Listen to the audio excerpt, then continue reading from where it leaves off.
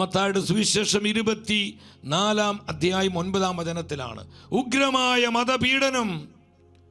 നമ്മുടെ കർത്താവ് പറഞ്ഞു, അവർ നിങ്ങളെ പീഡനത്തിന് ഏൽപ്പിച്ചു കൊടുക്കും, അവർ നിങ്ങളെ വധിക്കും, എൻ്റെ നാമം നിമിത്തം സർവ്വജനങ്ങളും നിങ്ങളെ ദ്വേഷിക്കും. എൻ്റെ സഹോദരങ്ങളെ, 3 കാര്യങ്ങളാണ് ഈ വചനത്തിൽ കർത്താവ് പറഞ്ഞു തരുന്നത്. ഒന്നാമത്തെ കാര്യം എന്താണ്? അവർ നിങ്ങളെ പീഡനത്തിന് ഏൽപ്പിച്ചു കൊടുക്കും. രണ്ടാമത് കർത്താവ് പറഞ്ഞു, അവർ നിങ്ങളെ വധിക്കും. മൂന്നാമത് ഈശോ പറഞ്ഞു, എൻ്റെ നാമനിമിത്തം സർവ ജനങ്ങളാലും നിങ്ങൾ ദ്വേഷിക്കപ്പെടും, നിങ്ങൾ ദ്വേഷിക്കപ്പെടും. സർവജനങ്ങളാൽ നിങ്ങൾ ദ്വേഷിക്കപ്പെടും. അതിലൊന്നാമതായി കർത്താവ് പറഞ്ഞത് എന്താണ്? നിങ്ങൾ പീഡനത്തിനായി ഏൽപ്പിച്ചു കൊടുക്കും. എൻ്റെ സഹോദരങ്ങളെ, ഈ കാലഘട്ടം നമ്മൾ ശ്രദ്ധിക്കണമേ. കർത്താവായ യേശുവിനെ പ്രതിയും കർത്താവിൻ്റെ വചനത്തെ പ്രതിയും തങ്ങൾ സ്വീകരിച്ച വിശ്വാസത്തെ പ്രതിയും ഓരോ ദിവസവും 100 കണക്കിന് നമ്മുടെ ക്രൈസ്തവ സഹോദരി സഹോദരങ്ങളാണ് ലോകത്തിൻ്റെ പല ദിക്കുകളിലും പീഡനങ്ങൾ ഏൽക്കുന്നത്. പലരും രക്തസാക്ഷികളായി മരിക്കുന്നത്. പലരും നിന്ന് അപമാനങ്ങൾ ഏറ്റെടുത്ത് അവർ ദുഷിക്കപ്പെടുന്നു. നമ്മുടെ കർത്താവ് 2000 വർഷങ്ങൾക്ക് മുമ്പ് പറഞ്ഞ ഈ പ്രവചന വചനം ആശ്ചര്യമായി ഈ കാലഘട്ടത്തിൽ നിറവേറിക്കൊണ്ടിരിക്കുകയാണ്. ബെനഡിക്ട് 16 മാർപ്പാപ്പയും ഫ്രാൻസിസ് മാർപ്പാപ്പയും ഒരുപോലെ പറഞ്ഞൊരു കാര്യമാണ്. ആദിമ സഭയേക്കാൾ ഉഗ്രമായ പീഡനത്തിലൂടെയാണ് ആധുനിക സഭ കടന്നു പോകുന്നത്. യുഗാന്ത സഭ അത് പീഡിത സഭയാണ്. നമ്മൾ ആഫ്രിക്കൻ സഭയിലോട്ട് നോക്കുക. ആഫ്രിക്കൻ സഭ പീഡിത സഭയാണ്. ഭാരത സഭയും ഒരു തരത്തിൽ പീഡിത സഭയായി മാറുന്നു. മധ്യപൂർവേഷ്യയിലെ സഭകൾ പീഡിത സഭകളാണ്. ലോകത്തിൽ അനേകം ഇടങ്ങളിലെ സഭാ സമൂഹങ്ങൾ പീഡിത സഭകളാണ്. നമ്മൾ തിരിച്ചറിയണം പ്രിയപ്പെട്ടവരെ. അവർ നിങ്ങളെ പീഡനത്തിന് ഏൽപ്പിച്ചു കൊടുക്കും. നമ്മുടെ കർത്താവ് പറഞ്ഞ മഹത്തരമായി വചനം ആശ്ചര്യകരമായി ഈ തലമുറയിൽ നിറവേറപ്പെട്ടുകൊണ്ടിരിക്കുന്ന കാലം. അപ്പോസ്തല പ്രവർത്തനം 4:3 നമ്മൾ കാണുന്നുണ്ട്. ആദിമ സഭയിൽ അവിടെ എന്താ സംഭവിച്ചത്? അവരെ പിടികൂടി സന്ധ്യ ആയതുകൊണ്ട് അടുത്ത ദിവസം വരെ കാരാഗൃഹത്തിൽ സൂക്ഷിച്ചു. ഇന്ന് ഇതിനേക്കാൾ ശക്തമായ വിധത്തിൽ എത്രയോ രാജ്യങ്ങളിൽ, നമുക്കറിയോ നോർത്ത് കൊറിയ അവിടെ നമുക്കറിയാം മിഷണറിമാരുടെ ശവപ്പറമ്പ് എന്നാണ് ആ രാജ്യം അറിയപ്പെടുന്നത്. ക്രിസ്ത്യാനിയാണെന്ന് അറിഞ്ഞു കഴിഞ്ഞാൽ ഒന്നെങ്കിൽ വധിക്കപ്പെടും, അല്ലെങ്കിൽ കഠിനമായ ജയിൽ ശിക്ഷയാണ്. പിന്നെ പരലോകവുമായി ഒരു ബന്ധവുമില്ല. ക്രിസ്ത്യാനിയാണെന്ന് അറിഞ്ഞു കഴിഞ്ഞാൽ അവിടെ വധിക്കപ്പെടും, അല്ലെങ്കിൽ കഠിനമായ ജയിൽ ശിക്ഷ. നോർത്ത് കൊറിയ ഏകദേശം നിങ്ങൾ ചിന്തിക്കണം, 30,000 ക്രിസ്ത്യാനികൾ ഇപ്പോഴും ജയിലുകളിലും ലേബർ ക്യാമ്പുകളിലുമായി ഇപ്പോൾ കഴിയുന്നുണ്ട് സഹോദരൻ. നോർത്ത് കൊറിയയിൽ 30,000-ഓളം ക്രൈസ്തവരെ. ഇത് ഒഫീഷ്യലായി കണക്കാണ്.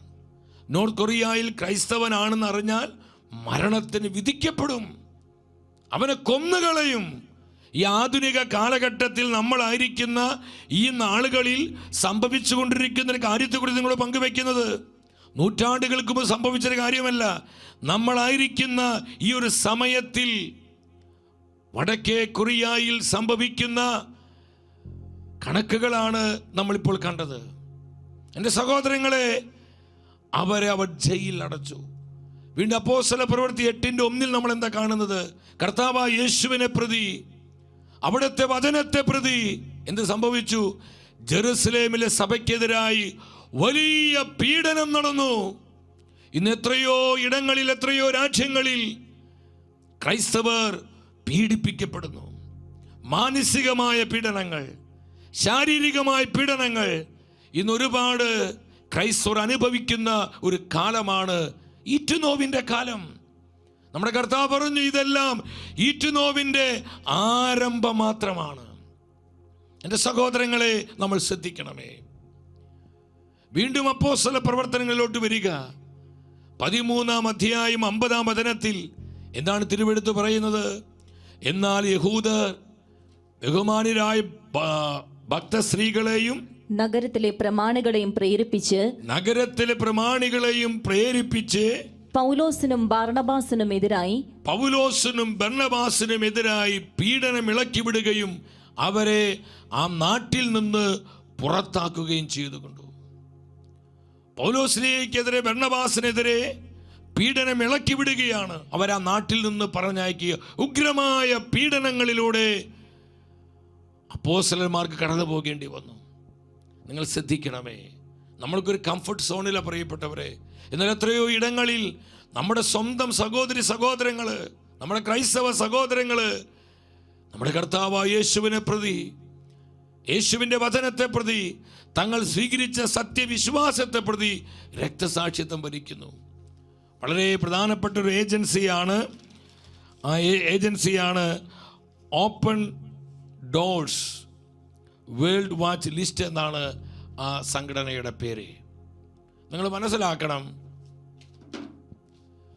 ആ സംഘടന പറയുന്നൊരു കാര്യം എന്താണെന്നറിയോ? ലോകത്തിൽ 317 ദശലക്ഷം ക്രൈസ്തവർ അതിരൂക്ഷമായ പീഡനങ്ങൾക്ക് വിധേയരാകുന്നു.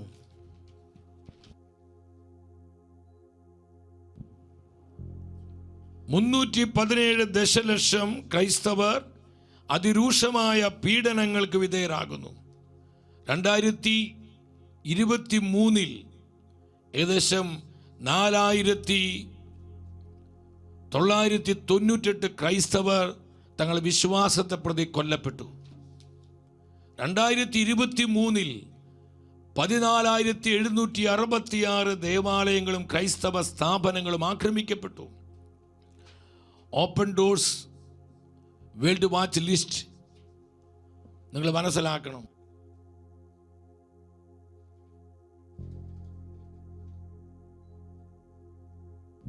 എൻ്റെ സഹോദരങ്ങളെ, 2023 4,125 ക്രൈസ്തവർ തടവിലാക്കപ്പെട്ടു. 2023 ഈ ഏജൻസിയുടെ റിപ്പോർട്ട് അനുസരിച്ച് 2,95,120 ക്രൈസ്തവർ വിവിധ രാജ്യങ്ങളിൽ, വിവിധ സ്ഥലങ്ങളിൽ നിന്ന് അവർ പലായനം ചെയ്യാൻ നിർബന്ധിതരായി. നിങ്ങൾ മനസ്സിലാക്കണം എൻ്റെ സഹോദരങ്ങളെ, ഈ കാലഘട്ടത്തിൽ കർത്താവായ യേശുവിനെ പ്രതി, തങ്ങൾ സ്വീകരിച്ച വിശ്വാസത്തെ പ്രതി എത്രയോ 10,000 ജനലക്ഷങ്ങളാണ് പീഡനങ്ങൾ ഏൽക്കേണ്ടി വരുന്നത്. ഈ കണക്കുകള് നൂറ്റാണ്ടുകൾക്ക് മുമ്പ് സംഭവിച്ച കാര്യങ്ങളെ കുറിച്ചല്ല. റീസെന്റ് നമ്മളായിരിക്കുന്ന ഈ സമയത്ത്, നമ്മളായിരിക്കുന്ന ഈ നാളുകളിൽ സംഭവിക്കുന്ന ക്രൈസ്തവ പീഡനത്തെ കുറിച്ചാണ് ഇവിടെ ഈ സംഘടന റിപ്പോർട്ട് ചെയ്യുന്നത്. നമ്മൾ മനസ്സിലാക്കണം നമ്മൾ എവിടെ എത്തി നിൽക്കുന്നത്. കർത്താവ് പറഞ്ഞു, അവർ നിങ്ങളെ പീഡനത്തിന് ഏൽപ്പിച്ചു കൊടുക്കും, അവർ നിങ്ങളെ പീഡിപ്പിക്കും. ലൂക്കായുടെ സുവിശേഷം 21-ാം അധ്യായം 12-ാം വചനത്തിൽ ഇതേ വചനം നമ്മുടെ കർത്താവ് ആവർത്തിക്കുകയാണ്.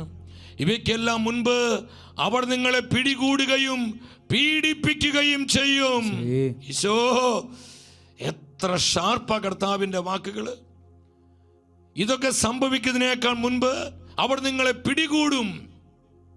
ഇന്ന് ലോകത്തിൽ ഏകദേശം 136ഓളം തീവ്രവാദ സംഘടനകളുണ്ട്. തീവ്രവാദ സംഘടനകൾ, അതിൽ 90% ഒരു മതവിഭാഗത്തിൽപ്പെട്ടവരാണ്.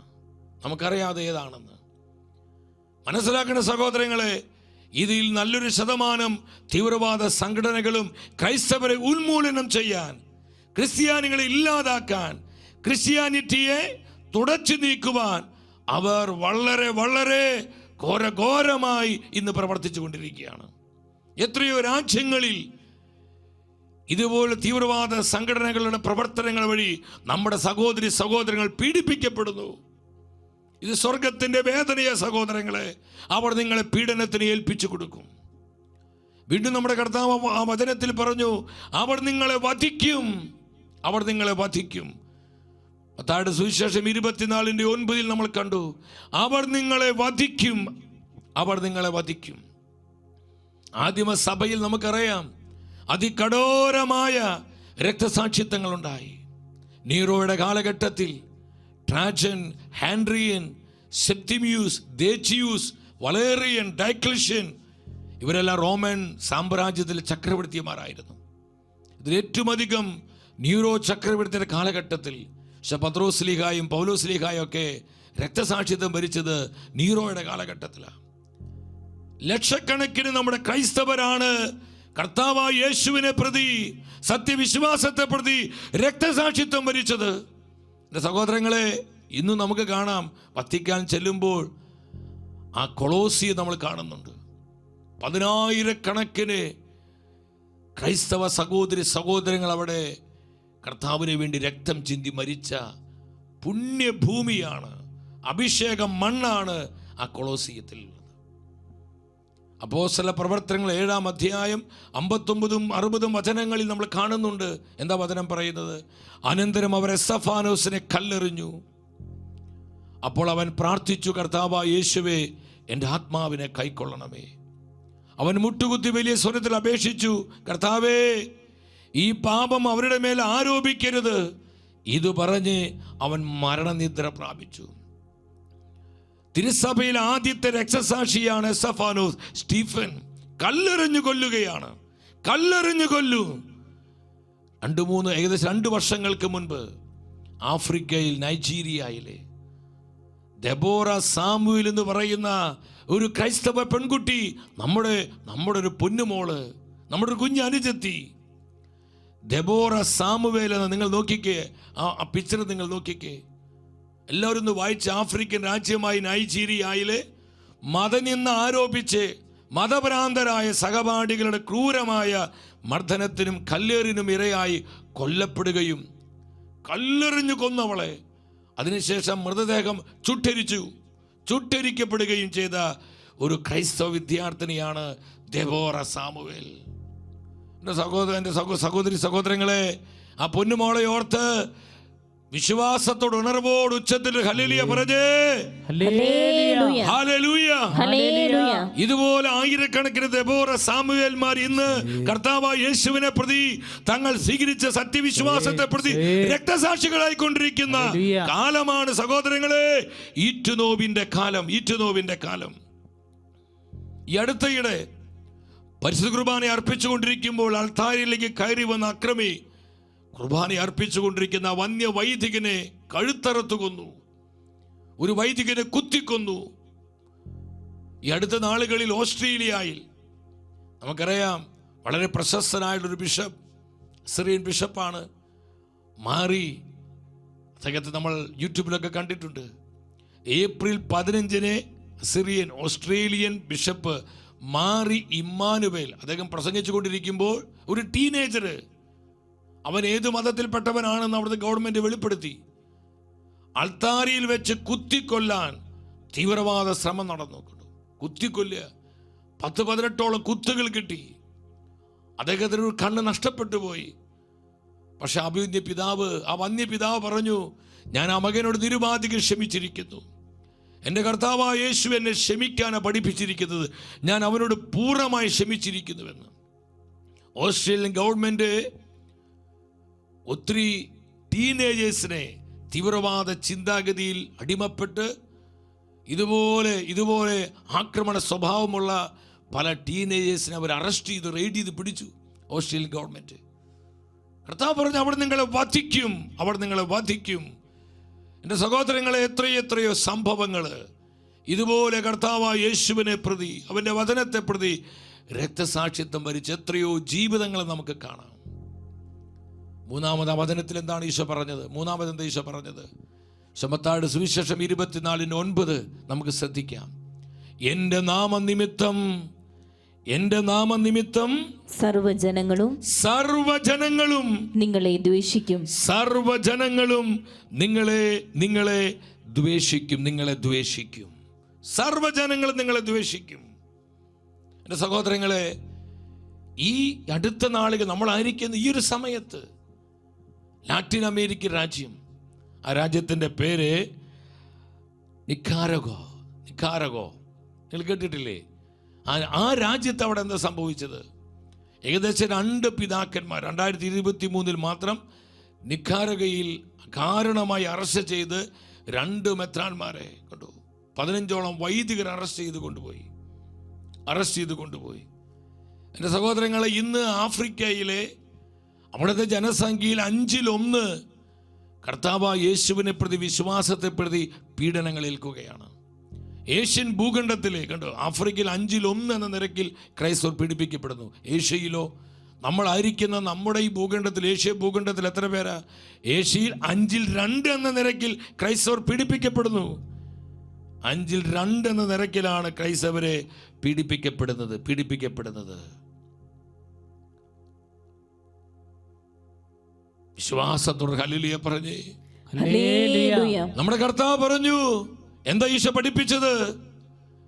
എന്റെ നാമനിമിത്തം എല്ലാ ജനങ്ങളും നിങ്ങളെ ദ്വേഷിക്കും.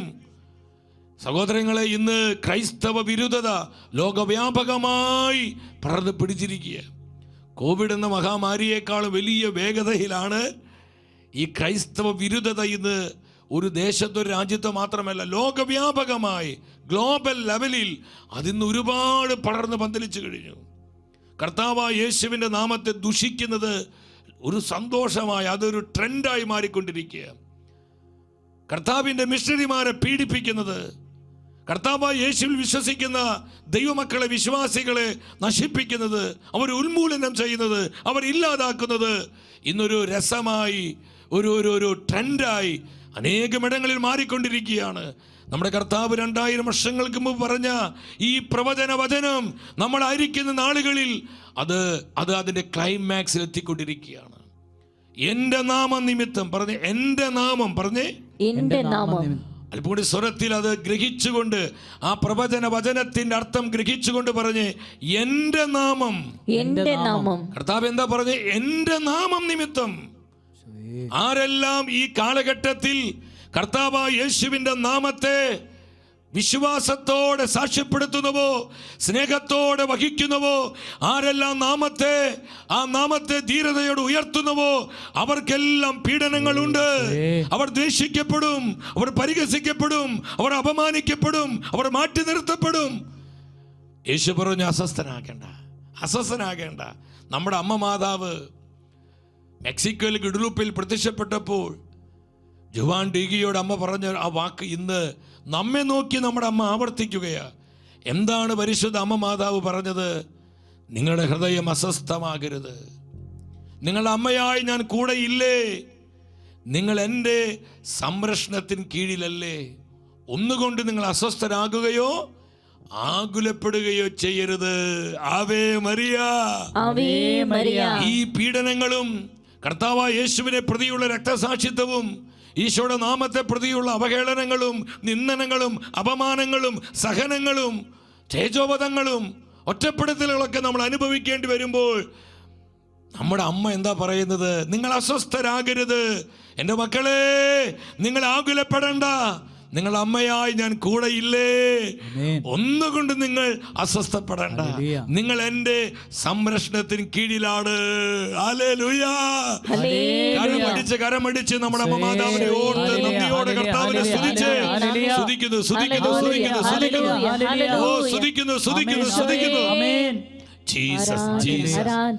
ഇതിനുള്ള ബന്ധത്തിൽ എന്താ നമ്മുടെ കർത്താവ് പറഞ്ഞത്? ഈ വചനം പങ്കുവെക്കുമ്പോൾ എൻ്റെ ഹൃദയം ആത്മാവിൻ്റെ ആനന്ദം കൊണ്ട് നിറയ. സഹോദരങ്ങളെ, നമ്മൾ രക്തസാക്ഷ്യത്തെ ഭയപ്പെടേണ്ട.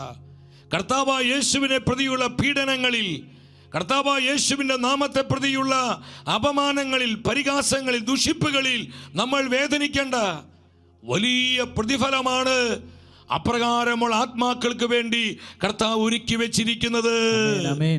ശമത്താട് സുവിശേഷം 5-ാം അധ്യായം 11-12 വചനങ്ങൾ എന്താണ് നമ്മളെ പഠിപ്പിക്കുന്നത്? എന്നെ പ്രതി മനുഷ്യർ നിങ്ങൾ അവഹേളിക്കുകയും പീഡിപ്പിക്കുകയും എല്ലാവിധ തിന്മകളും നിങ്ങൾക്കെതിരെ വ്യാജമായി പറയുകയും ചെയ്യുമ്പോൾ നിങ്ങൾ ഭാഗ്യവാന്മാർ. 12-ാം വചനം പറയുന്നു, നിങ്ങൾ ആനന്ദിച്ച് ആഹ്ലാദിക്കുവിൻ, സ്വർഗത്തിൽ നിങ്ങളുടെ പ്രതിഫലം വലുതായിരിക്കും. നിങ്ങൾക്ക് മുൻപുണ്ടായിരുന്ന പ്രവാചകന്മാരെയും അവർ ഇപ്രകാരം പീഡിപ്പിച്ചിട്ടുണ്ട്. അവർ ഇപ്രകാരം തന്നെ പീഡിപ്പിച്ചിട്ടുണ്ട്. ഹല്ലേലൂയ. ഹല്ലേലൂയ. നിങ്ങൾ ആനന്ദിച്ചാഹ്ലാദിക്കുവീൻ, നിങ്ങൾ ആനന്ദിച്ചാഹ്ലാദിക്കുവീൻ. സഹോദരങ്ങളെ, നമ്മൾ തളർന്നു പോകണ്ട, നമ്മൾ ഭയവിഹലരാകേണ്ട, നമ്മൾ പിന്മാറിപ്പോകേണ്ട. നമ്മളെ ചേർത്ത് പിടിച്ചിരിക്കുന്നത് കർത്താവായ യേശുവിൻ്റെ കരങ്ങളാണ്. കർത്താവിൻ്റെ അഭിഷിക്ത കരങ്ങളുടെ കീഴിലാണ് നമ്മൾ. ഈശോ തൻ്റെ പരിശുദ്ധ ഹൃദയത്തിൽ നമ്മൾ മറച്ചിരിക്കും. നമ്മൾ അവൻ്റെ ചങ്കിൻ്റെ ഉള്ളിലാണ്. എൻ്റെ സഹോദരങ്ങളെ, നമ്മൾ എത്ര വിലപ്പെട്ടവരാണ്, എത്ര വിലപ്പെട്ടവരാണ്. നമ്മൾ പ്രാർത്ഥിക്കണം. വിശ്വാസത്തെ പ്രതി പീഡനങ്ങൾ ഏൽക്കുന്ന നമ്മുടെ സഹോദരങ്ങൾക്ക് വേണ്ടി,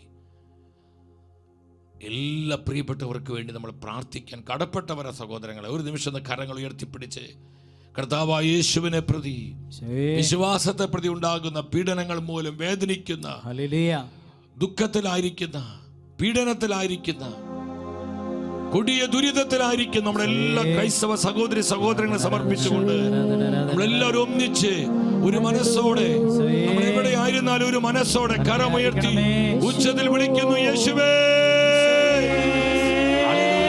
വിളിച്ചു വിളിച്ചു പ്രാർത്ഥിച്ച് ഈശോയെ, ഞങ്ങളെ വിശ്വാസം വർദ്ധിപ്പിക്കണമേ, ഞങ്ങളെ വിശ്വാസം വർദ്ധിപ്പിക്കണമേ, ഞങ്ങളെ വിശ്വാസം വർദ്ധിപ്പിക്കണമേ, ഞങ്ങളെ വിശ്വാസം വർദ്ധിപ്പിക്കണമേ. സ്തുതിക്കുന്നു, സ്തുതിക്കുന്നു, സ്തുതിക്കുന്നു, സ്തുതിക്കുന്നു, സ്തുതിക്കുന്നു, സ്തുതിക്കുന്നു, സ്തുതിക്കുന്നു. Hallelujah, hallelujah, hallelujah. ഈശോയെ നന്ദി, ഈശോയെ നന്ദി, ഈശോയെ നന്ദി, ഈശോയെ നന്ദി, ഈശോയെ നന്ദി. ഈ കാലഘട്ടത്തെ വിവേചിച്ചുകൊണ്ടാണ് അപ്പോസ്തലനായ പൗലോസ് സഭയെ പഠിപ്പിച്ചത്. കൊരിന്ത്യർക്കാർക്ക് എഴുതിയ 1-ാമത്തെ ലേഖനം 16:13 എന്താണ് പരിശുദ്ധ വചനം പറയുന്നത്? നിങ്ങൾ ജാഗരൂകരായിരിക്കുവിൻ, വിശ്വാസത്തിൽ ഉറച്ചു നിൽക്കുവിൻ. എല്ലാവരും നെറ്റു പറഞ്ഞേ, വിശ്വാസത്തിൽ ഉറച്ചു നിൽക്കുവിൻ, വിശ്വാസത്തിൽ ഉറച്ചു നിൽക്കുവിൻ. വീണ്ടും വെളിപാട് പുസ്തകം 13-ാം അധ്യായം 9-10 വചനങ്ങളിൽ ആത്മാവ് നമ്മോട് വെളിപ്പെടുത്തുകയാണ്. ചെവിയുള്ളവൻ കേൾക്കട്ടെ, തടവിലാക്കപ്പെടേണ്ടവർ തടവിലേക്ക് പോകുന്നു. എതിർ ക്രിസ്തുവിന്റെ കാലഘട്ടത്തിൽ ലോകാരംഭം മുതൽ ഇന്ന് വരെ സംഭവിക്കാത്ത ഉഗ്രമായ പീഡനങ്ങൾ ഉണ്ടാകുമെന്ന് നമ്മുടെ കർത്താവ് മുന്നമേ തന്നെ നമ്മോട് പറഞ്ഞിട്ടുണ്ട്. സഹോദരങ്ങളെ, ആ മഹാപീഡനത്തിൻ്റെ, മഹാക്ലേശത്തിൻ്റെ നാളുകളിലേക്ക് നമ്മൾ പ്രവേശിക്കാൻ പോവുകയാണ്, നമ്മൾ പ്രവേശിക്കാൻ പോവുകയാണ്. സഹോദരങ്ങളെ, തടവിലാക്കപ്പെടേണ്ടവർ തടവിലേക്ക് പോകട്ടെ. വാളുകൊണ്ട് വധിക്കുന്നവൻ വാളിനിരയാകണം. അനേകർ വാളുകൊണ്ട് വധിക്കപ്പെടും എന്ന് പറയാൻ രക്തസാക്ഷിത്വത്തെ സൂചിപ്പിക്കുന്നത്. ഈ സമയത്ത് എന്ത് വേണമെന്ന് പറയുന്നത്? ഇവിടെയാണ് വിശുദ്ധരുടെ സകല ശക്തിയും വിശ്വാസവും ആവശ്യമായിരിക്കുന്നത്. Hallelujah, hallelujah. ഈ ഒരു സമയത്ത്, ഈറ്റുനോവിന്റെ ഈ ഒരു കാലത്താണ് സഹോദരി സഹോദരങ്ങളെ, സഭാ മക്കൾക്ക്, ദൈവജനത്തിന് സകല ശക്തിയും കർത്താവായ ക്രിസ്തുവിലുള്ള അടിയുറച്ച വിശ്വാസവും, അടിയുറച്ച വിശ്വാസവും, അടിയുറച്ച വിശ്വാസവും. സ്തുതിക്കുന്നു, സ്തുതിക്കുന്നു, സ്തുതിക്കുന്നു. കർത്താവേ, സ്തുതിക്കുന്നു, സ്തുതിക്കുന്നു. രക്തസാക്ഷിത്വത്തിന്റെ അഭിഷേകം തരണമേ, രക്തസാക്ഷിത്വത്തിന്റെ ആത്മാവിനെ പകരണമേ. ഞങ്ങളുടെ വിശ്വാസത്തെ ശക്തീകരിക്കണമേ, ഞങ്ങളെ ബലപ്പെടുത്തണമേ, വിശ്വാസത്തിൽ സ്ഥിരീകരിക്കണമേ. സ്തുതിക്കുന്നു, സ്തുതിക്കുന്നു, സ്തുതിക്കുന്നു, സ്തുതിക്കുന്നു, സ്തുതിക്കുന്നു, സ്തുതിക്കുന്നു. ഇവിടെയാണ് കർത്താവിന്റെ ജനത്തിന് സകല ശക്തിയും അടിയുറച്ച വിശ്വാസവും ആവശ്യമായിരിക്കുന്നത്. സഹോദരങ്ങളെ, മഹാപീഡനത്തിൻ്റെ കാലത്തിലേക്ക് നമ്മൾ പ്രവേശിക്കാൻ പോവുകയാണ്. മഹാക്ലേശങ്ങളുടെ നാളുകളിലേക്ക് നമ്മൾ പ്രവേശിക്കാൻ ഒരുങ്ങുകയാണ്. കർത്താവിൻ്റെ വചനങ്ങൾ എത്ര എത്ര അർത്ഥവത്താണ്, എത്ര അർത്ഥവത്താണ്.